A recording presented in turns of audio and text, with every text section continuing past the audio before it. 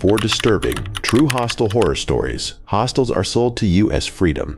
Cheap beds in foreign cities, strangers who become friends over shared breakfasts, the beautiful democratic chaos of 20 people from 12 countries sleeping under one roof. What the travel blogs do not mention, what the 5-star reviews on booking sites quietly omit, is what happens when that roof stops feeling like shelter and starts feeling like a trap.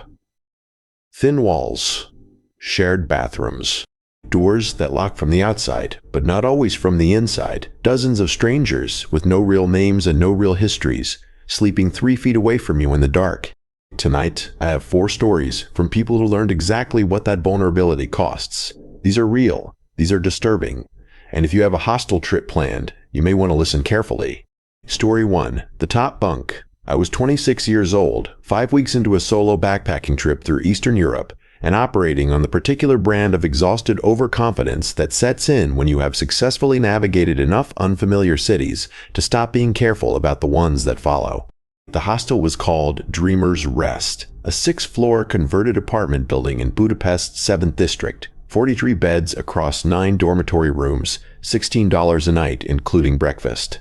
I had booked it 40 minutes before arriving because the place I originally planned to stay had a sewage issue and 0 available refunds. Room 7 was a 6-bed mixed dormitory on the 4th floor. 2 sets of triple bunks facing each other across a narrow gap. I took the bottom left bunk because my backpack weighed 14 kilograms, and the idea of lifting it to an upper level was not something my shoulders were willing to negotiate. I was asleep by 10:15. I remember checking the time on my phone before I closed my eyes. That detail matters. I woke up at 2:41 in the morning and I did not immediately know why. No sound, no movement. The dormitory was dark except for the pale orange bleed of Budapest streetlight coming through the gap in the curtains, and the only thing I could hear was the slow, overlapping breathing of 5 other people in various stages of sleep. I lay still for a moment, doing the half-conscious inventory you do in unfamiliar rooms. Ceiling, walls, the weight of the blanket, the faint smell of someone else's laundry detergent on the pillow. Everything was exactly as it should have been. I was about to close my eyes again when something stopped me. Not a sound, not a movement, a feeling. The specific, primal, utterly unmistakable feeling of being watched by something that is very deliberately trying not to be noticed. I turned my head slowly toward the bunk above me and looked up. The bunk above mine was empty. That was the first thing I registered. The mattress was bare, no sleeping bag, no backpack hanging from the frame, no personal items of any kind. The person assigned to that bunk had either checked out or never checked in. That should have been reassuring.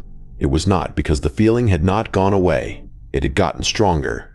I lay there staring at the underside of that empty mattress for a long moment before I made myself look across the narrow gap to the opposite set of bunks.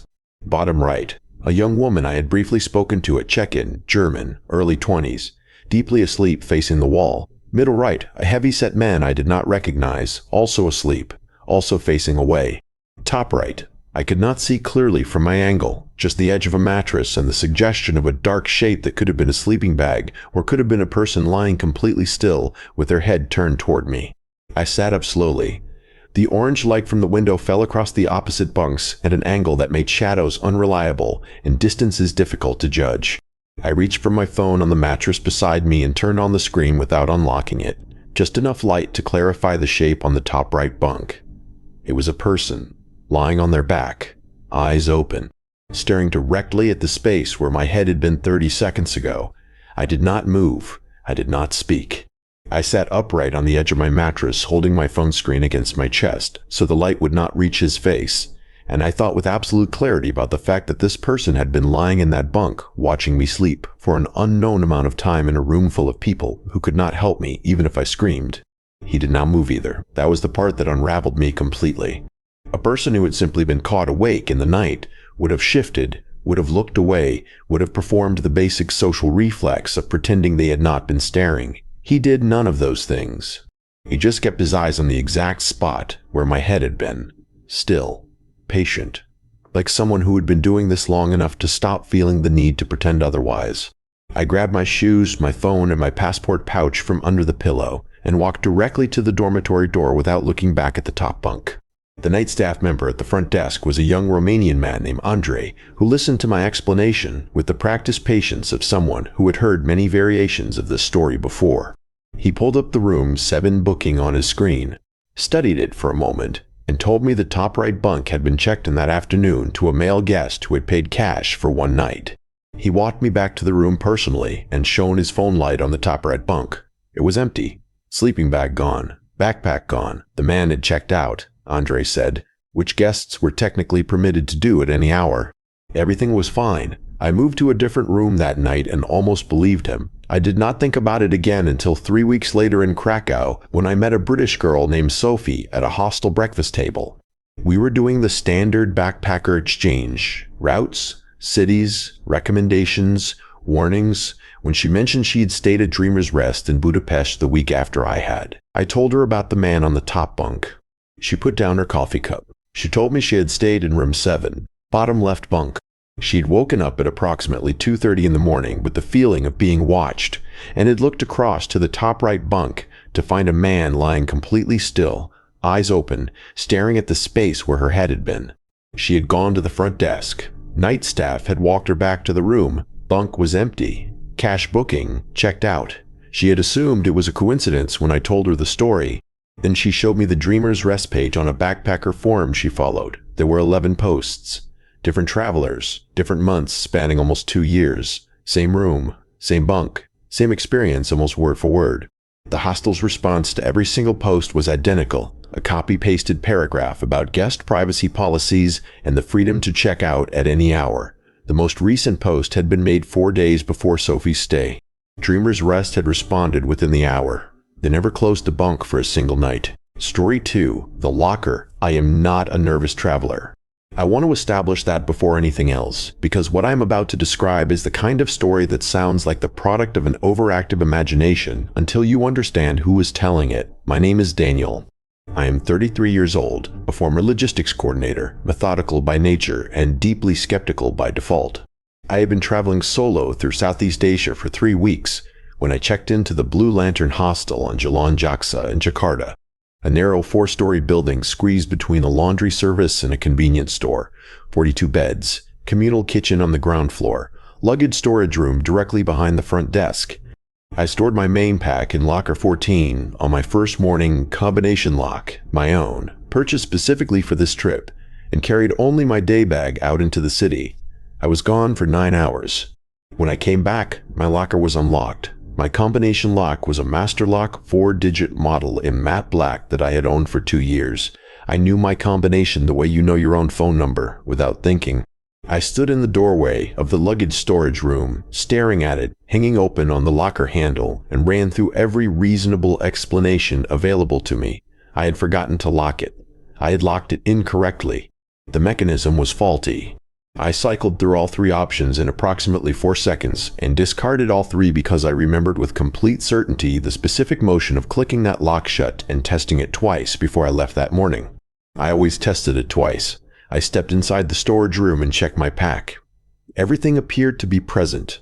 Laptop, camera, spare passport photos, the small zippered pouch where I kept emergency cash. Nothing visibly missing. I stood there for a long moment, looking at the lock in my hand.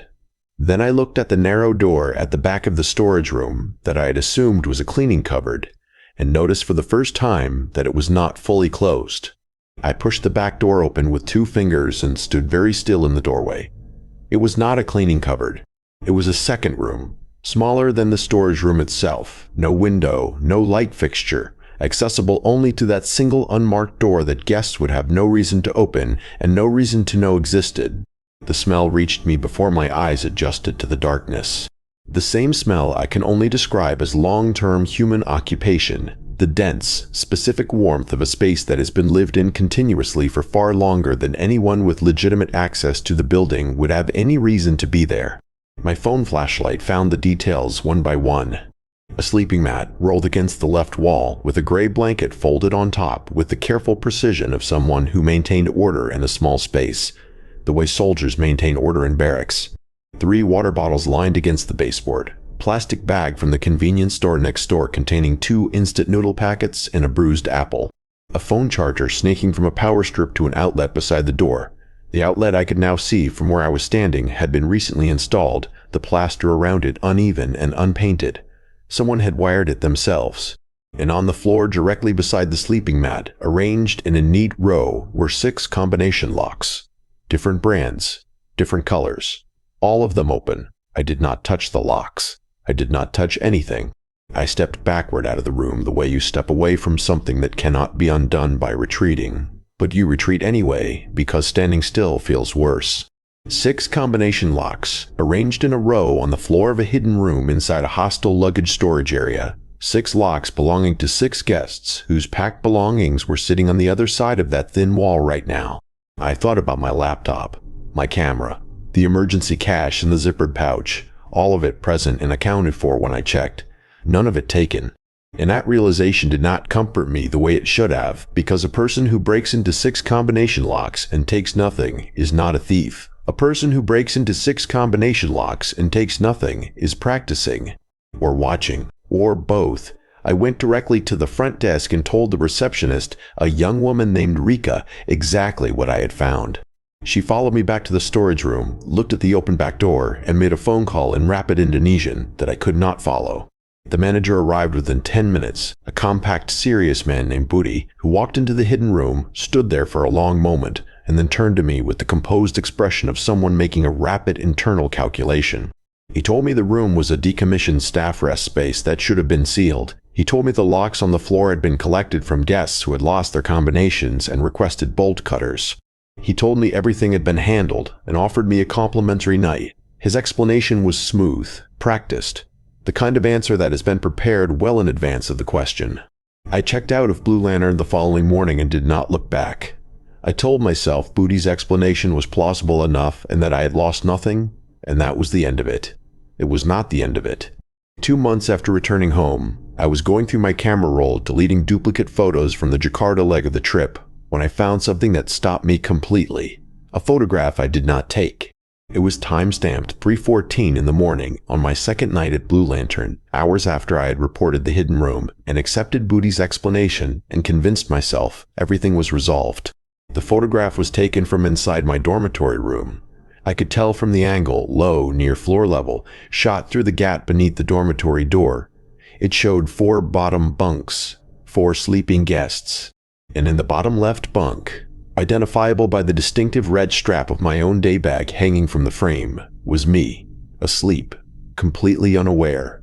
The camera settings showed the photo had been taken using the rear lens on maximum zoom.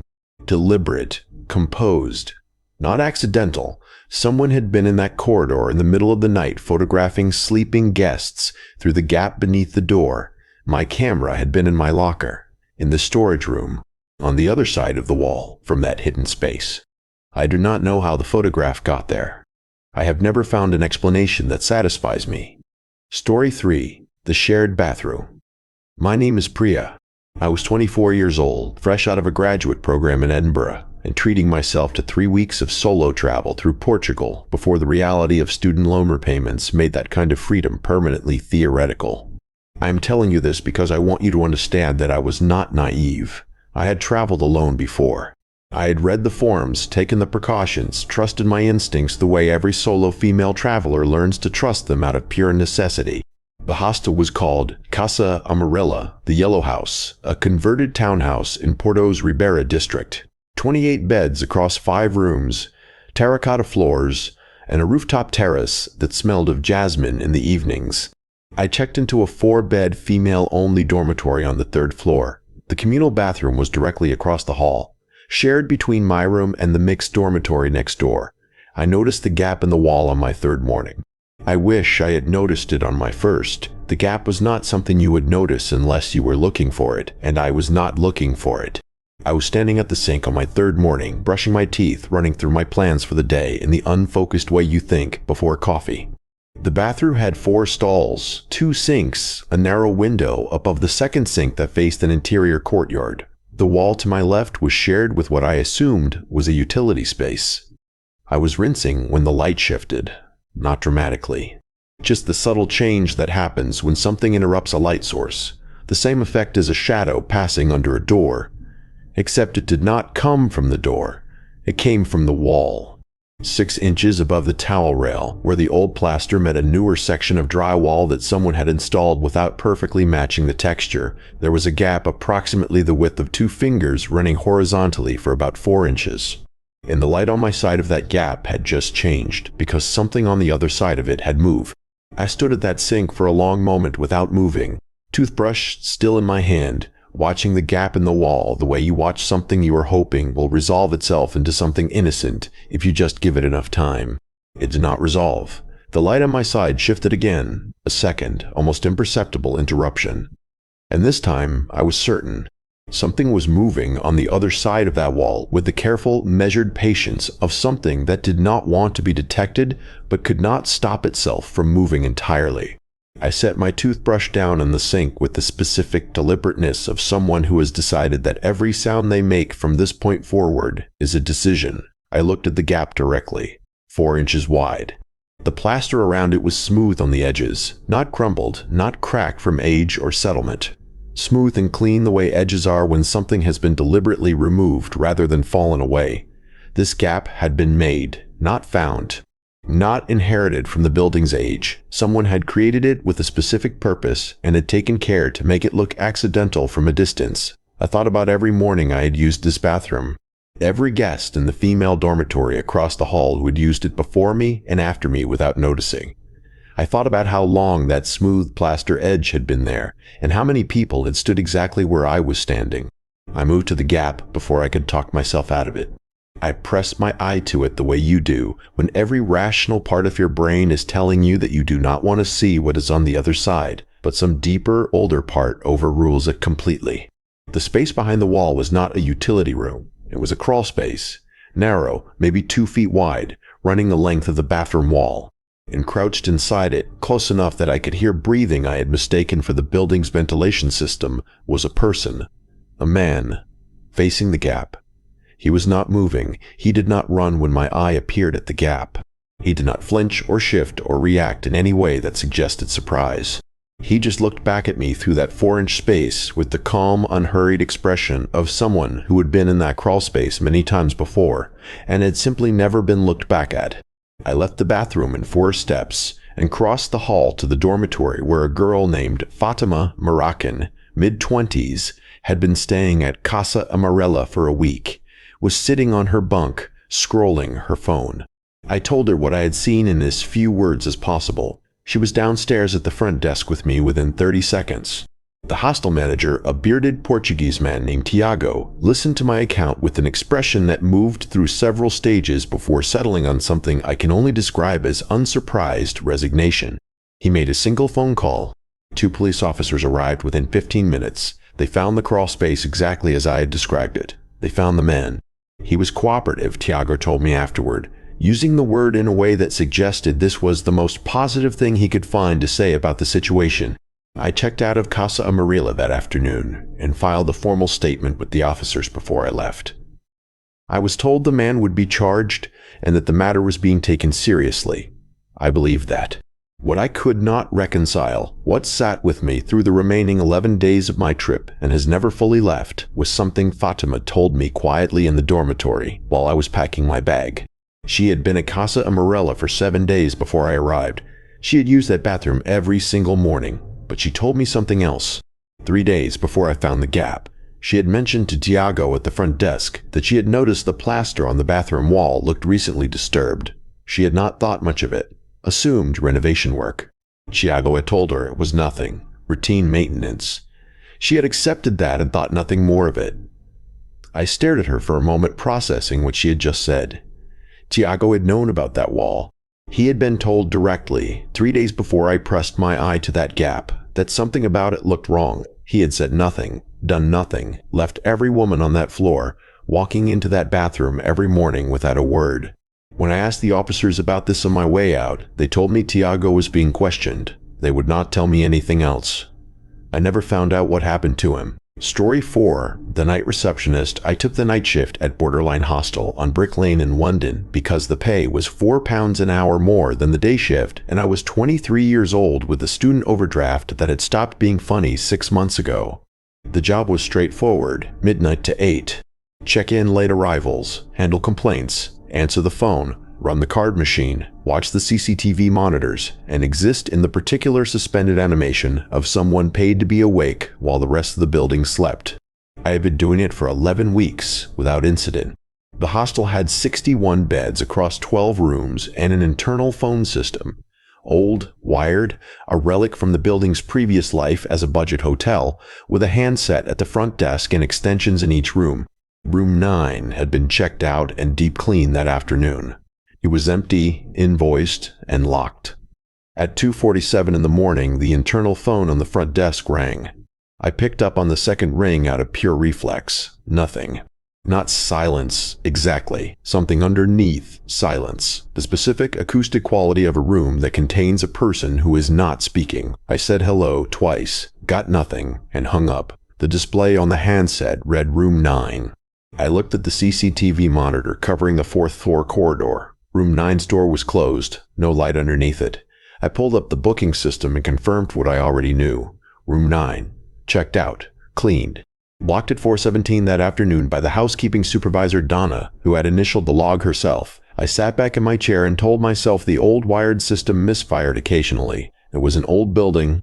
Old buildings did things like that. Then at 3:04, it rang again. I picked up the second call and said nothing this time, just listened. The same quality of occupied silence came through the handset, and then something that made me sit completely upright in my chair. Breathing. Slow and even and entirely unhurried. Not the distorted artifact of an old phone line misfiring. Breathing. I set the handset down without hanging up and looked at the CCTV monitor for the 4th floor corridor. Room 9's door was still closed. Still dark underneath. I picked up my personal mobile and called our on-call maintenance number, a man named Clive who answered on the 5th ring with the specific irritation of someone woken from deep sleep. I told him the internal system was generating calls from an empty room. He told me to check the junction box in the basement corridor and reset the line switch. I told him I was not going in the basement at 3 in the morning alone. He told me it was probably a fault in the wiring. Then the handset I had left off the hook on the desk spoke. One word. Quiet. Unhurried. Conversational. The word was hello. I picked up the handset. I do not know why. Every functioning instinct I had was telling me not to. I picked it up anyway and said nothing, and the breathing on the other end continued for 3 full seconds before it stopped. Complete silence, then footsteps. Slow and deliberate, transmitted clearly through the old wired system, moving across what sounded like bare floorboards directly above my head. The 4th floor, Room 9. I looked at the CCTV monitor. Room 9's door was still closed. Still dark underneath. The footsteps stopped. I sat there holding the handset against my ear in the empty reception of a 61-bed hostel at 3 in the morning, listening to a checked-out, cleaned, locked room breathe. I called Clive back and told him I was not resetting anything alone and that he needed to come in. He arrived 40 minutes later, still in his coat over his pajamas, visibly unhappy about it. He went to the 4th floor with a master key while I watched the CCTV monitor from the desk. He unlocked Room 9, went inside, came back out 2 minutes later, and called me from his mobile standing in the corridor. He said the room was empty, window locked from the inside, nothing disturbed. He checked the junction box in the basement, reset the line switch, and told me the old wiring in these converted buildings threw phantom signals occasionally, and that I should document it and move on. The internal phone did not ring again for the rest of my shift. By 6 in the morning, I had almost convinced myself that Clive was right. I documented the phantom calls in the incident log that morning and said nothing more about it. 3 weeks later, I was covering a shift for a colleague when the day manager, a meticulous woman named Sandra who had run Borderline Hostel for 9 years, pulled me aside before handover. She asked me quietly whether anything unusual had happened during my shifts recently. I told her about the calls from Room 9. She nodded slowly, in the way people nod when information confirms something they already suspected. She told me that 2 weeks after my incident, the deep clean team had gone back into Room 9 for a scheduled quarterly inspection and found something behind the fitted wardrobe panel that ran the length of the back wall. A void space. Narrow but navigable. Running horizontally behind 3 adjoining rooms on the 4th floor. Inside it, they found a bedroll. 4 empty water bottles, a torch with dead batteries, and a Hostel-issue handset, the old wired kind, identical to the one at the front desk. connected directly into the room 9 telephone junction with a length of cable that someone had stripped and spliced with the specific competence of a person who understood exactly what they were doing. Someone had been living in the wall of a 61-bed hostel on Brick Lane, had been living there long enough to need a torch, long enough to run out of batteries. Sandra told me the police had been informed. She did not tell me whether they found anyone. She has never told me to this day. Hostels are built on a simple promise: a safe place to sleep, a roof over your head in a city that does not know your name. For most travelers, that promise holds. But for the 4 people who shared their stories tonight, it collapsed in ways they could not have anticipated. In the bunk above them, behind the locker room wall, inside the bathroom they used every morning, inside the walls of a building full of sleeping strangers who never knew a thing. The world is full of places that look safe from the outside. The gap between looking safe and being safe is where these stories live. If you have ever experienced something disturbing in a hostel or anywhere on the road that you cannot explain, drop it in the comments below. I read every single one, and I promise you are not the only one.